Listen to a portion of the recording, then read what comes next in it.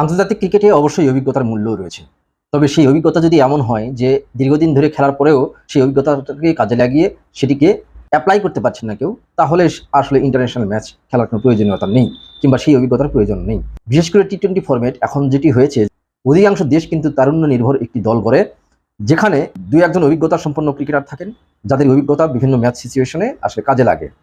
সেই অভিজ্ঞতাটা বাংলাদেশ দলের আমার মনে হয় মাহমুদুল্লাহ রিয়াদ, লিটন কুমার দাস, তারা যে এত দীর্ঘদিন ধরে খেলছেন বাংলাদেশ দলের হয়ে, তারা সেই অভিজ্ঞতাটা কাজে লাগাতে পারছেন না। বিশেষ করে মাহমুদুল্লাহ রিয়াদ।